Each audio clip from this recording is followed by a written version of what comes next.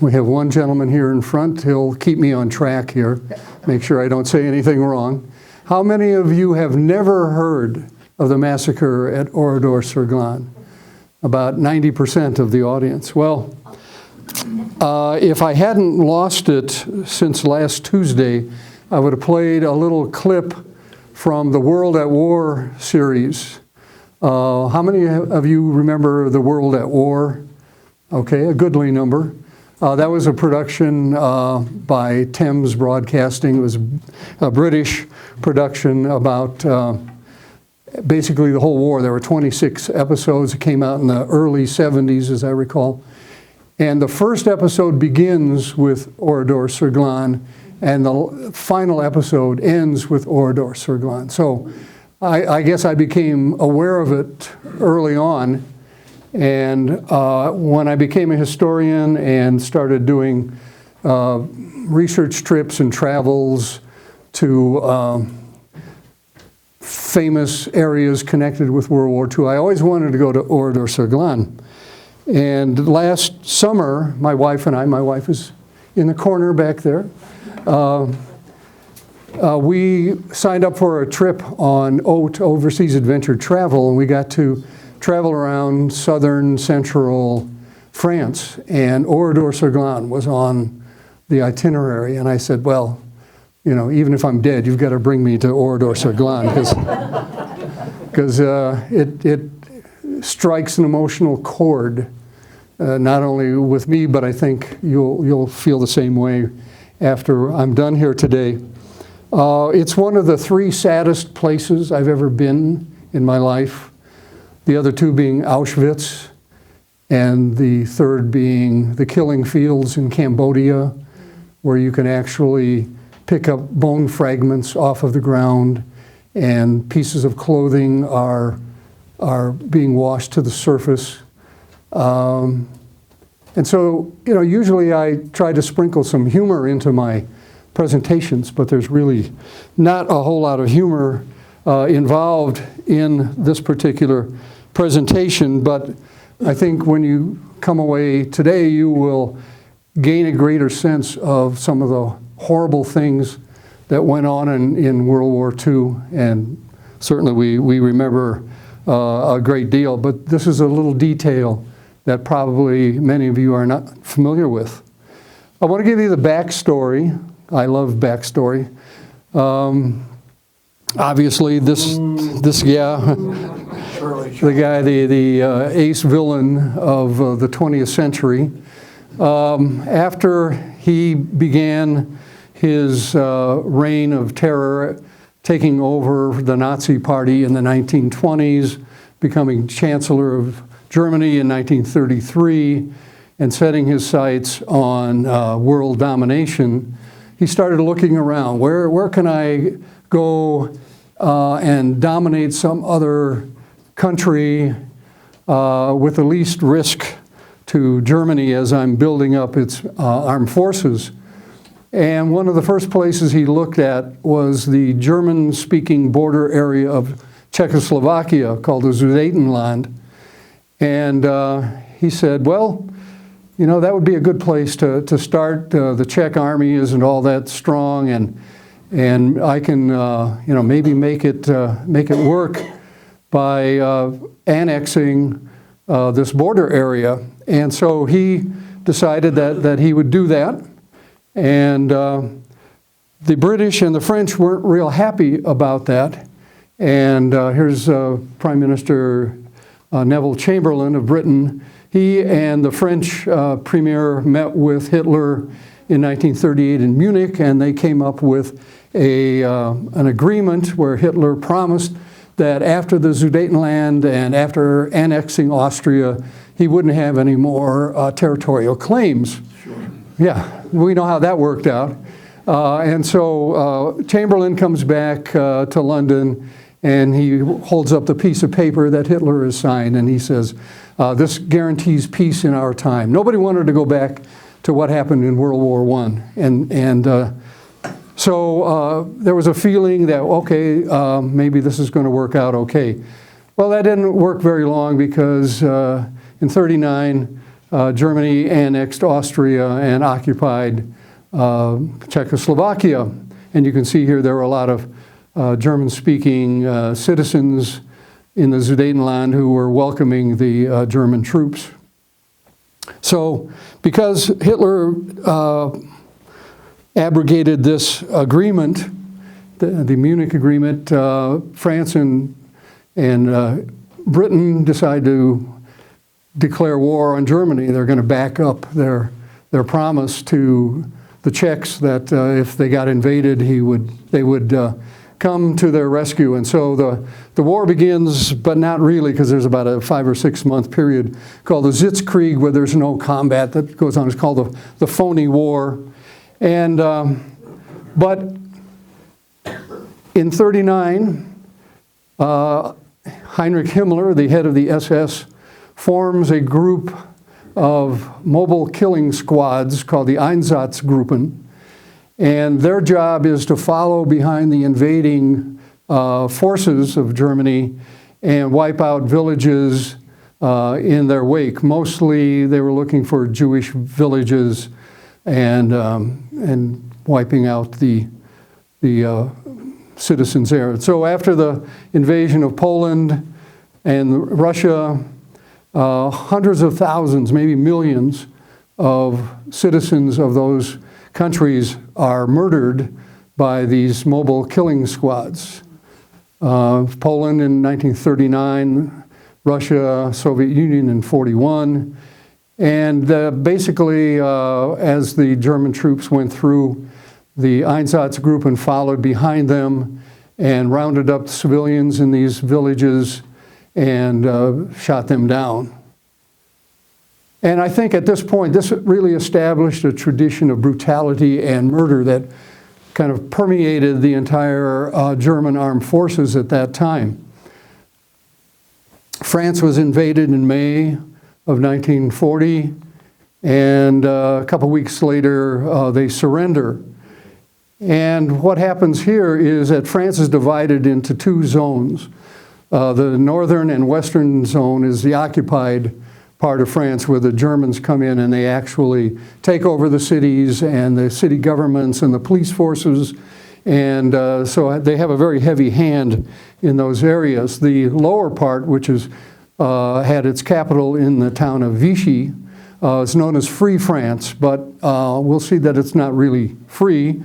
The World War II or World War I hero of France, Marshal Pétain, becomes the president of Vichy France, and here he's meeting with Hitler. It was established as a client state of Nazi Germany, beholden to the German regime, and would only be allowed to exist as long as its policies were in step with those of Nazi Germany.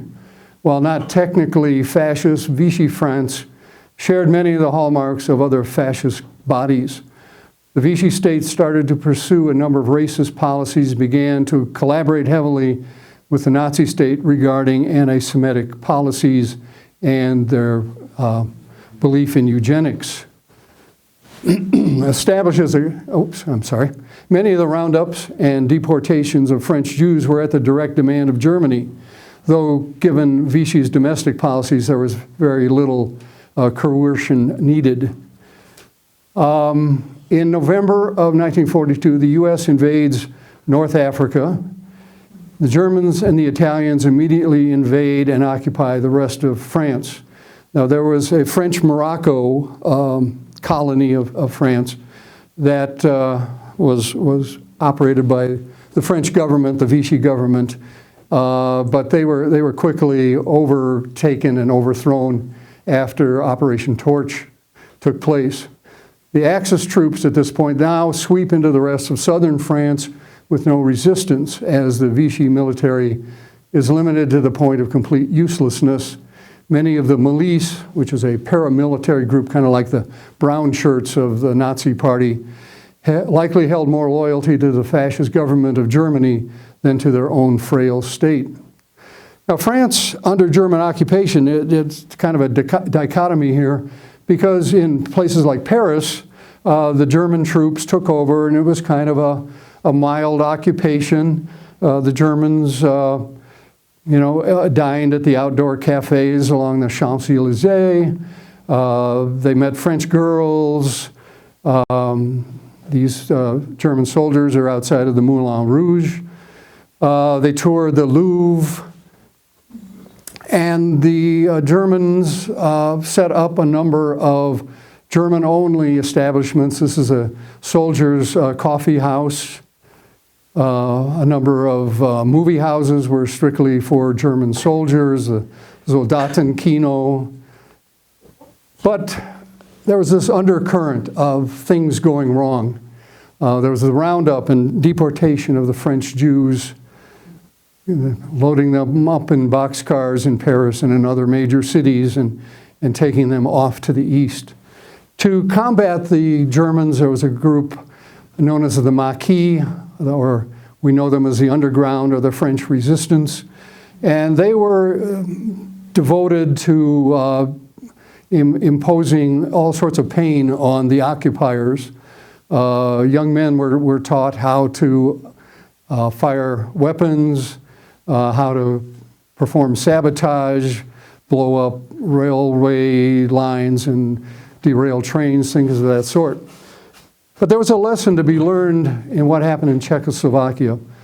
An SS officer by the name of Reinhard Heydrich was appointed to be the Reich Protector. I found that a rather amusing title. The Reich Protector of Czechoslovakia. Basically, he was in charge of the country of Czechoslovakia from the Nazi viewpoint. And he was assassinated by Czech partisans on May 27th, 1942. Well, the Germans were very unhappy about this, and so they decided they're going to teach the Czechs a lesson. And on June 10th of 42, there were 340 citizens murdered by the Nazis in the town of Lidice, Czechoslovakia, about 20 miles west of Prague.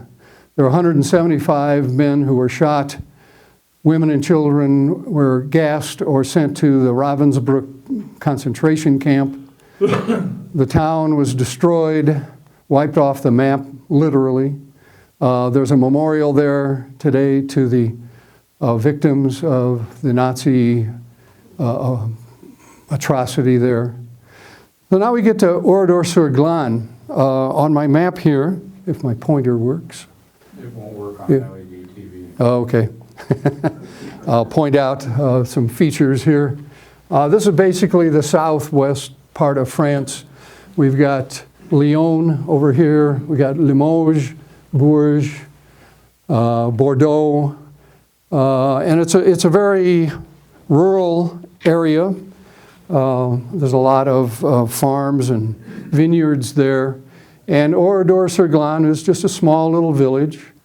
But this is kind of the precipitating event here. On 6th of June of 44, the Allies invade Normandy in northern France, several hundred miles away from Oradour. The Germans didn't know where the Allies would land. Northern France, Calais, the southern Mediterranean coast, they didn't know. And so they stationed units all around the country, and one of them happened to be the 2nd SS Panzer Division, known as Das Reich. The commanding officer was Heinz Lammerding. And the 2nd Panzer was quite experienced and a veteran division. They took part in the invasion of the Netherlands in 1940, and then the invasion of France, also the same year. Took part in the invasion of the Soviet Union in 41. Took part in battles of Moscow, Kharkov, Kursk. And then they returned to France in April of 44 and was stationed at a southern French town known as Montauban. They had suffered severe losses, casualties on the fighting on the Eastern Front, and so they were kind of rebuilding when they were returned to France. Some of the atrocities that they were known to have committed were against Yugoslavian civilians and POWs in 1941, and the murder of Jews in Minsk in September of 41. And after the Normandy invasion, one day later, they were ordered to head from Montauban and get up north.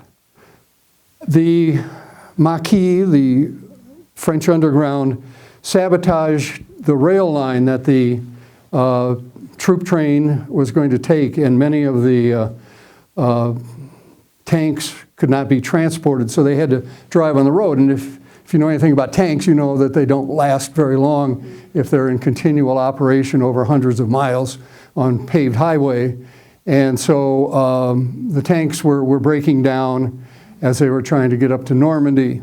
Well, they get to a place called Oradour-Sur-Glane, and we see on the map here approximately where it's located. And on June 8th, the day after they left Montauban, the French resistance killed or wounded some 40 members of the division at Toul, 50 miles east of Oradour. This made the SS very unhappy, and so they went into Toul. They rounded up a couple hundred male civilians. 97 of them were hanged from lampposts and balconies in the town, and over 100 more were sent to slave labor camps in the east. And you can see on this map here is Montauban, and they went to Toul, and then the route took them to Oradour. Also on the 9th of July, as they were getting close to Oradour, the body of this German officer, Helmut Kempfer, was killed. He was reportedly burned alive by the Maquis.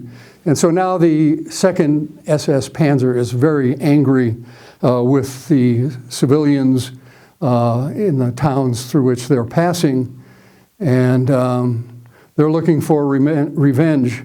Adolf Diekmann was the commander of the 1st Battalion of the 4th SS Panzer Grenadier Regiment of the 2nd Panzer Division. And he is in command of the unit that gets to Oradour-Sur-Glane. I took a couple of pictures here in this part of France last summer on our tour. You can see it's a very beautiful area.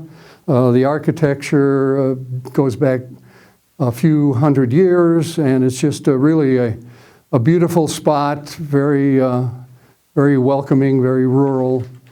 This is a shot of downtown Oradour-Sur-Glane prior to the war. A very typical village for that part of France. Nothing outstanding. There's no major reason why any tourist would necessarily want to go there. A population at that time was approximately 700 people. And it's a layout of the town. This is the main, well, this road comes from Toulay. Someplace over here. But it's basically a very linear town. All of the major buildings are built along the main street. We've got several schools here, a refugee school for kids from Alsace-Lorraine. There's an infant school here. There's a girls' school, and the boys' school is down here. They have an electric tram that runs through the town, and they have a tram station here where people, if they were working beyond the city limits, they could catch the tram and go out. This is a shot of the main street taken in the late 1800s. Some pictures of the town in the 1930s. A very ordinary town, nothing special about it.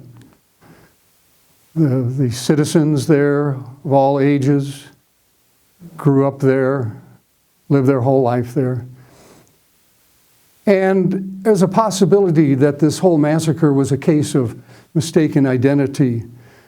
Were the Germans heading for Oradour-Sur-Glane or Oradour-Sur-Ver? Because they're very close, and Oradour-Sur-Ver was a center of resistance, along with Lyon over here. And the SS troops, as they're going to Oradour-Sur-Glane, were maybe confused as to which town that they would pass through, but they heard about the resistance movement in Oradour-Sur-Ver. There's a picture of the town today. And so the troops move in thinking that it's Oradour-Sur-Glane. that the resistance activity is taking place. As I mentioned earlier, there's a group of I want to call them brown shirts, but they wore actually blue uniforms, called the milice, and they were kind of in cahoots with the Germans when they came into town, and the commander of the battalion said, I want you to round up all the citizens, and so the milice went about doing that, and they gathered them in various parts of the town. All of the men were separated from the women and children and sent to different parts of the town.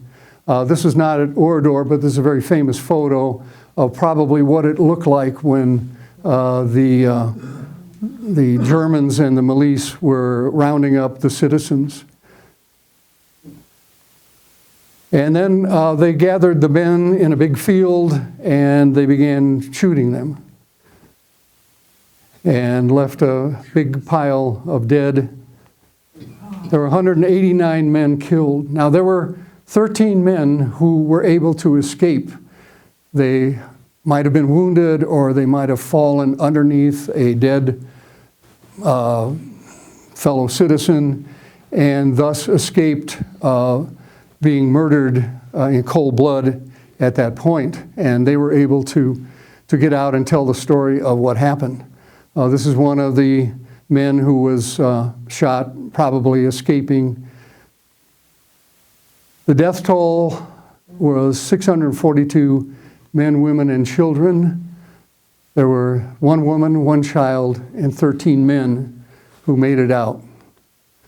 This is a shot taken of the town shortly after the Germans left.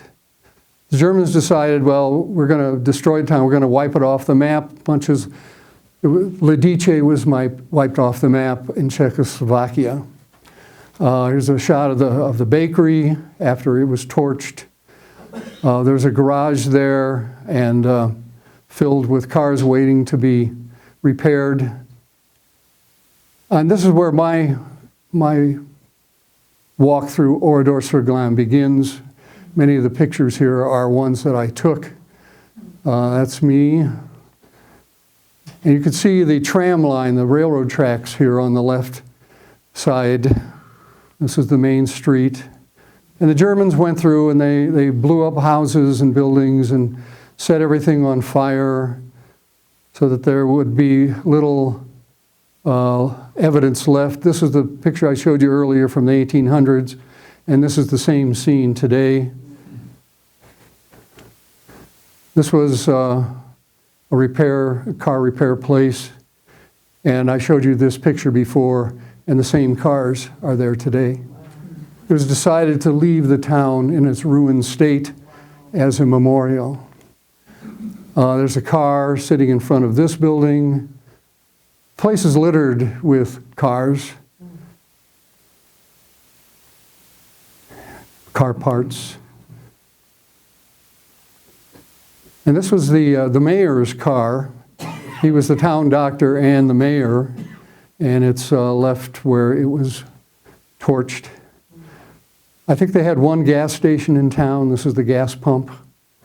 You can see it has a Texaco logo on it. Some old rusty fence. But there's essentially all of the buildings are destroyed, open to the elements. A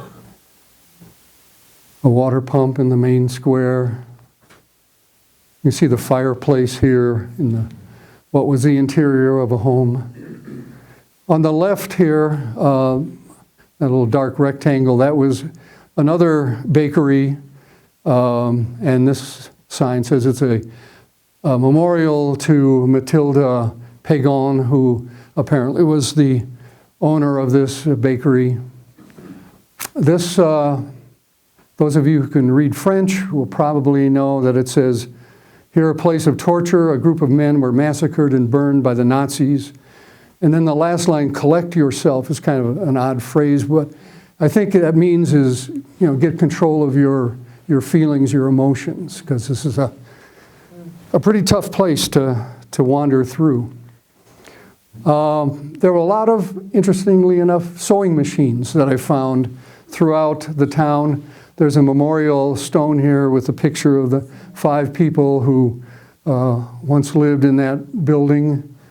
But just about everywhere I turned, there was a sewing machine. And there's still the remains of iron furniture there, bicycle, an aerial view showing the church, which becomes a very key point in this whole saga. Here's a picture pre-war of what the church looked like. When the SS went through, they torched, well, I'll tell you about that in a second, but they basically destroyed the church. They gathered 453 women and children into the church, shot them down, threw grenades in there, and then set the place on fire. After the Germans left and people came back to the town, they found the burned remains of 453 people who had been killed there. Very gruesome. And this is what the church looks like today. It's kept as a memorial. Over on the left, you see the crucifix, and there's a plaque outside that says, the Church of Oradour-Sur-Glane, silence. Here were the women and children who were massacred by the Nazis. Rest in peace. And you go inside, the roof is gone, it was burnt out. And this is not that same church, but this is a church nearby at another town, but it looks probably like the church did before it was destroyed. Very simple country church. This was the confessional, and children were trying to hide in the confessional when the shooting began, and they were hunted down and shot. One of the altars there, you can still see bullet holes and shrapnel marks in the walls of the church. There's the main altar. And behind the altar, you see these 3 windows. The one woman who escaped the massacre crawled out the center window. Her name was Madame Roufanche, and she dropped about 10 feet to the ground. She was wounded. She managed to crawl away and hide under some debris nearby, and she was found later near death, but they managed to save her. Up at the top of this slide, you see the cemetery. Of course, the town cemetery had been there for hundreds of years. And this is what it looks like today. There are a lot of memorials to the people who were killed during this massacre. The heart-shaped memorial on the lower left says, "In our hearts you will forever remain." And I was looking at this one. This young woman was 19 years old, was one of the victims in the church. And I took this picture because my mother's name was Irene also. And throughout there's a visitor center and a museum there. And at the visitor center, they have pictures of almost all of the people who lost their lives during the massacre. There were 642 total, counting the men and the women and children who were murdered on that day. There's this picture, several pictures, class pictures, taken at the girls' school and the boys' school. And this one kind of really touched me. Look at this little girl right here. I mean, look at that face. Just so...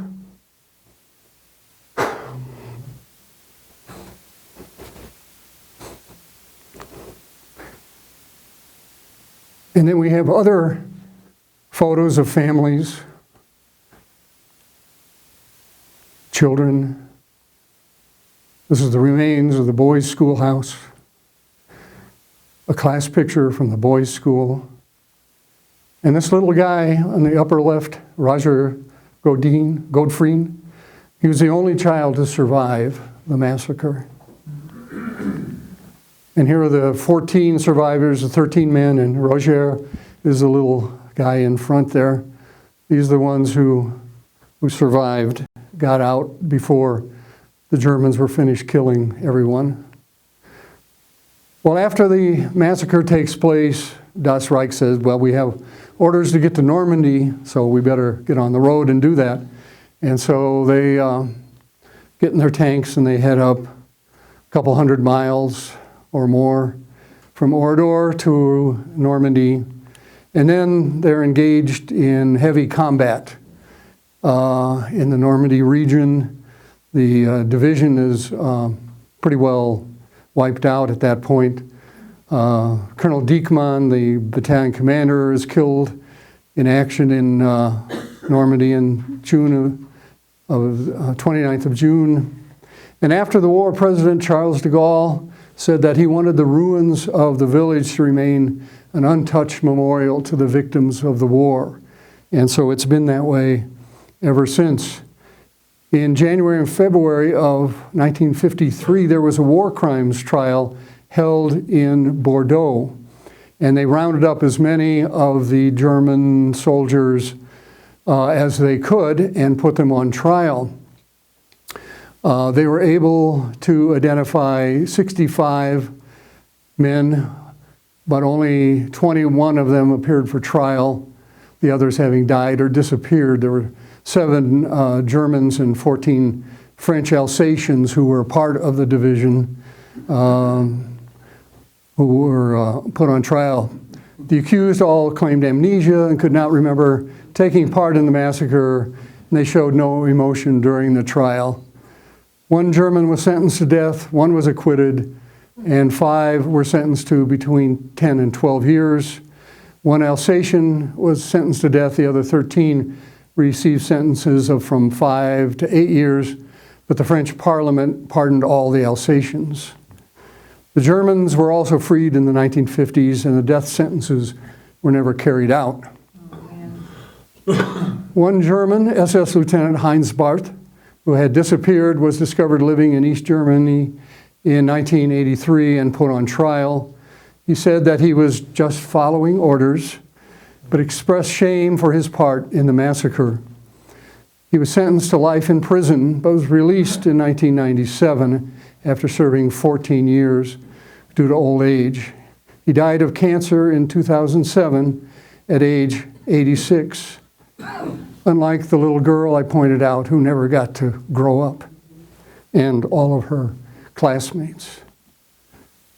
The museum at Oradour-Sur-Glane is, you might imagine, a very somber place. It's very impactful. They talk about the rise of the Third Reich and its impact on France. They have legends in French, German, and English. And here's our group going through.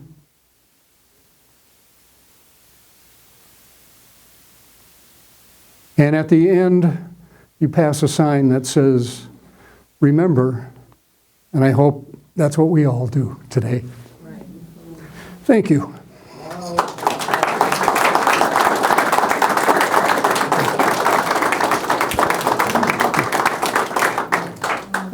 I imagine some of you have some questions on things I didn't cover. We'll go with Dave first. Alsatians, is that how you pronounce it? Mm-hmm. The French? Mm-hmm.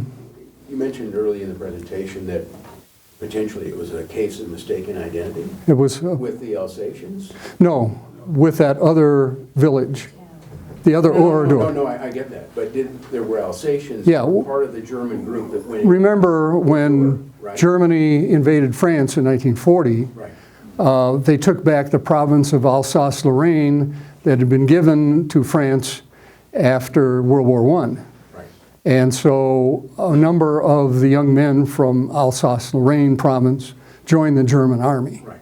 And so that's how they became part of the 2nd SS Panzer Division. Right. So my question is this. Mm-hmm. Given that you had that group with the Germans who went into Oradour, mm-hmm. doesn't that sort of kind of bring into question whether it really was a case of mistaken identity? You would have thought that those French could have told the difference between the two towns, wouldn't you have thought? Well, they're separated by quite a distance because Oradour is in Sure. southwest and Alsace-Lorraine is in northeast. And so, it's possible, well, it's probable that they spoke French and so they could communicate to the townspeople, okay, everybody line up over here, empty your pockets, whatever the commands are. And it's likely that they or the milice, the paramilitary group, would order the townspeople to do what they wanted them to do in French. But I think the reason why the French courts let off the Alsatians was because they were French citizens and they did not want to punish French citizens, which seems ridiculous, but that's the way it happened. Gary? Well, I just noticed that the last couple of talks I've been to was the Sand Creek massacre and this massacre. I just wondered, that seems to be a theme here that we're Yeah, we're getting into the dark stuff here. But it's those kind of events that are the watershed moments that make us think, well, we're maybe not as human as we could be, and it tells us that maybe we don't learn from history what we should, which is why I'm glad all of you are here, because I know you will lead an upstanding life after my talk here. Yes? Police, were any of them ever brought to justice, or did they get a free pass because they were French? Yeah, the question was, were the milice ever brought to justice? I mean, this wasn't the only activity that they participated in. They probably participated in the roundup of the Jews that were sent in cattle cars to the east. I haven't done a deep dive on the milice and what happened to them, and so I have no idea if they were ever brought to justice for what they did. Let me go one over here. Yes, sir. Were they able to obtain pictures of the people in the town? Is that from outside of? How did I obtain those pictures? The people in the town where they had pictures in the spread out? Yeah, in the museum and the visitor center, they have some of these photographs on the wall, and I took a copy of them, and then there are a couple of books on Oradour. This was a small book that has, in English, a really good accounting of what took place, and so I borrowed those. It was all burned out. How were they able to obtain the photographs themselves? That's a very good question. I'm sure the relatives around. Yeah, relatives and other. Yeah, probably relatives, and I mean, the Germans looted the town. They took everything of value when they began their march up to Normandy. But there are probably some areas that were spared the flames, and but I think you're right. The relatives were probably the source of many of these photographs. Flint, Terry. is there a boundary, like a national park or some kind of vehicle, land use vehicle that preserves this? Well, they have a memorial committee that maintains the grounds. I believe there's a fence around it. I was very glad to see that there was no vandalism. It was one of the quietest places I'd ever visited. Almost like sacred or something, right? Pardon? It's almost like sacred. Yes. It is, I think to the French, it is sacred ground, very much so. And like I said, there's just this overwhelming sense of sadness that you have when you leave that place, and you wonder, how can people be so cruel as to do that? Gary, did you have another? The term for the Vichy police and the resistance seem to be fairly close. It's just that in French, those two words are that similar? The police and the whatever the other? And the Maquis, The Maquis. yeah.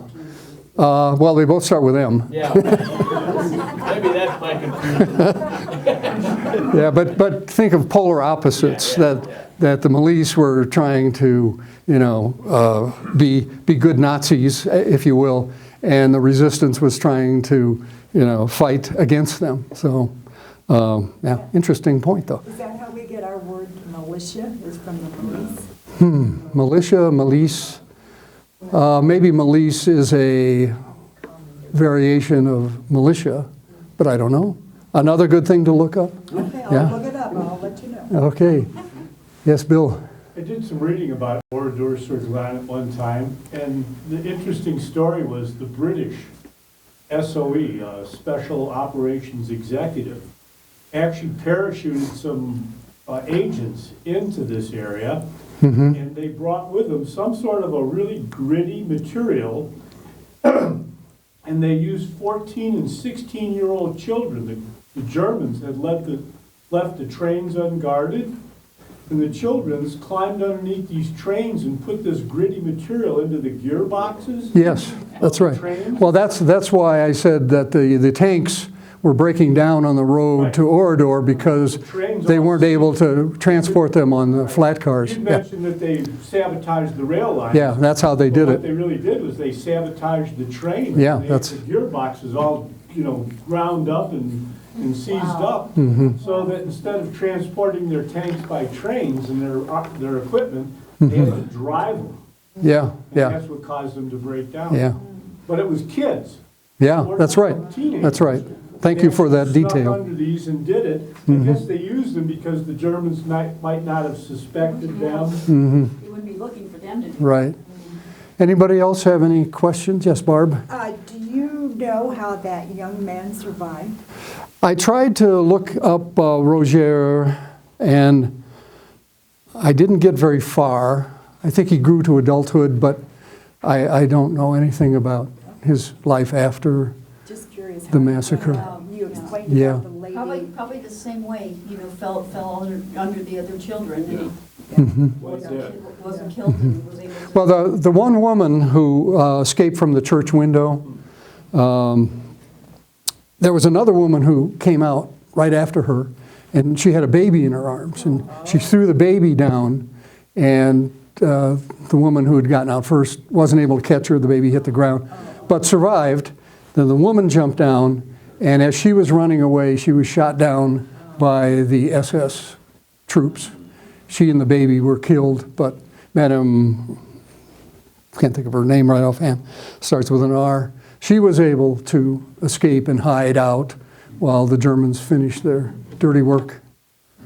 Yeah. We'll go with Sven. So did they say the other survivors what they did after? No, I haven't researched that in depth. Was part of their- I'm sure that there was a lot of survivor guilt. Oh my God, yeah. There had to be, to run out and while your wife and children were being killed and your neighbors and everything. But I don't know what happened to them. I have the names of them, but I haven't researched that. Bill? You mentioned that the Colonel Diekman was killed in Normandy. What about the division commander of the 2nd SS? Was he ever held accountable, or what happened with him? Another thing I have to research for my next talk. You're giving me a lot of things to work on here. Because John? Yeah, Flint, if you want to see a movie that shows the ruins of the town, there's a film called Orpheus. Orpheus? Yes, it was made in the early 50s, and the director, who was Jean Cocteau, a famous artist, poet, film director, he used the ruins of the village to basically represent hell, Wow. or the underworld, where Orpheus has to go down as tall as the ancient heaven Yeah. and try to get his wife back from the dead. Orpheus. I suppose you could find that on YouTube. Maybe not, but Well, maybe. I think you could, yeah. Okay. Yes, sir. Thank you for sharing your experiences on this very painful journey that you went through. My heart goes out to you and certainly all those people. But Well, thank you for sharing that. thank you for that, and thank you all for coming today and learning a bit more about this. Thank you. Thank you.